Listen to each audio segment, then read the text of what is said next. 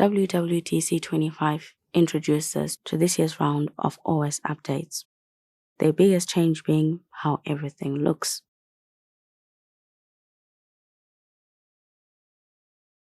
As soon as I could, I signed up my Mac, iPhone, and iPad, in that order, for the developer betas.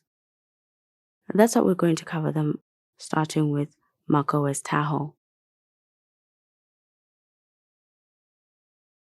It feels a lot like the kind of UI refresh we saw with Notability 14. Rounder icons and smoother buttons. Only our app windows have a subtle, classy feel and glossy finish that really catches the eye.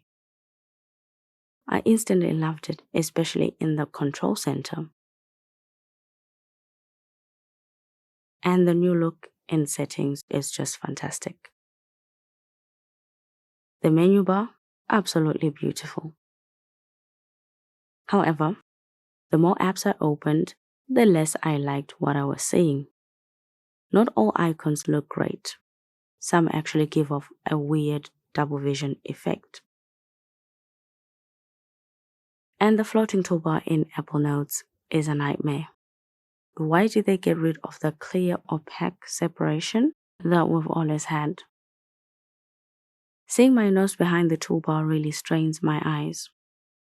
I find myself making a conscious effort not to look at it, which is frustrating, especially for an app I use pretty much all day.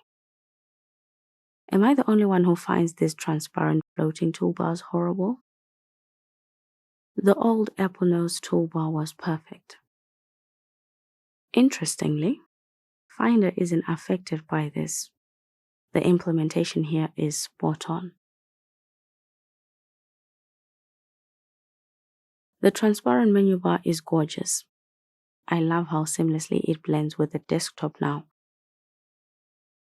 And if this look isn't your thing, don't worry, you can still switch back to the classic menu bar.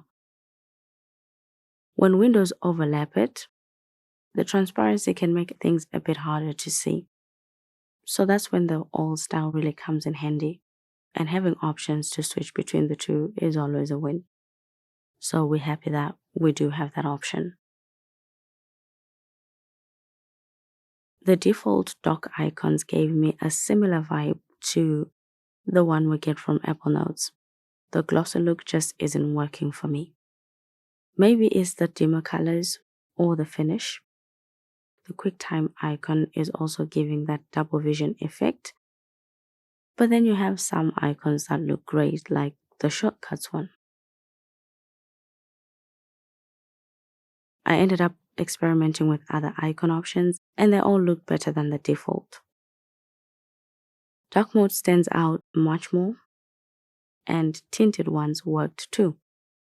In the end, I settled on clear icons that look absolutely stunning on the desktop. Dark mode, in general, is gorgeous as well. And the transparent dock adds a nice touch, though it takes a while to really notice it. I mean, I probably noticed it an hour into using macOS Tahoe.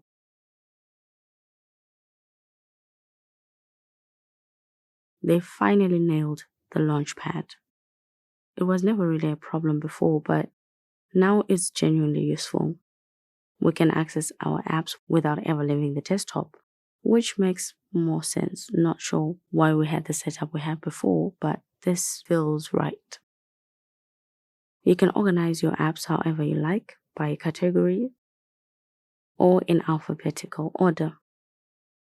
I still can't decide which view I prefer, the list or the thumbnails. It would be better if we could open our apps with a single click though.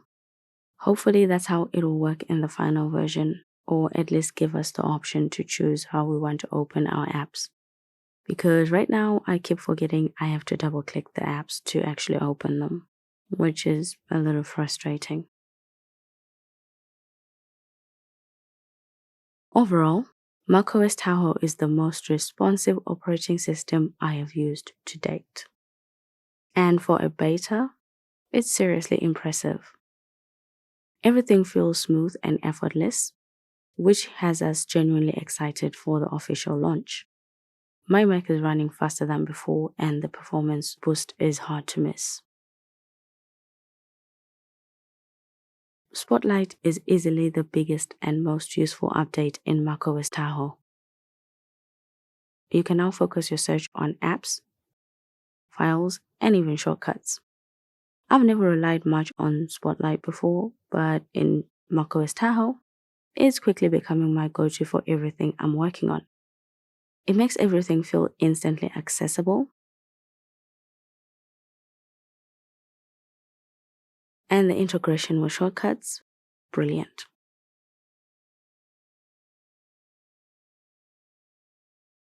The phone app looks much better on a bigger screen. Honestly, we should have had it ages ago, but here we are. Centuries later, we finally have it. And it looks like we can't use it without an iPhone, which for some might defeat the purpose of having the app on the Mac, but that's just how it works. At least we didn't have to wait long for the Journal app. It's been, what, 2 years? So we're happy to see that one on the Mac. For game lovers, the new Games app looks like a lot of fun. And on this point, if you know any good family-friendly games, please share them ideas. I am in desperate need of some for family and all, you know. I'm not much of a gamer myself, so I have no idea where to begin looking. I could use some help on this one. Having transcribed audio recordings in the phone app is fantastic, especially with the Apple Notes integration. Anything that can integrate with your notes is always brilliant. I think we're still waiting on the Markdown exports though, because so far there isn't an option to do that I can see in Apple Notes. So I'm looking forward to seeing how they've set that up. Messages finally catching up to WhatsApp isn't exactly groundbreaking, so there is nothing to get too excited about there. I suppose we're a little grateful, but it's hardly a game changer. Everything that they mention for messages we can already do on WhatsApp, so yeah.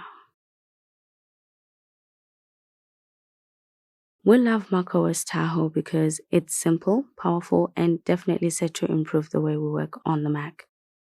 It's not packed with dramatic changes, but every update we've seen so far feels intentional and well executed. There is no doubt about that.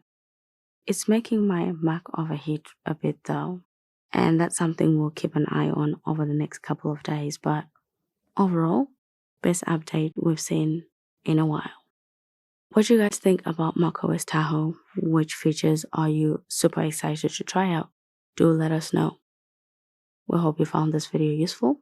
Give it a thumbs up if you did. Until next time, fantastic human, stay fantastic.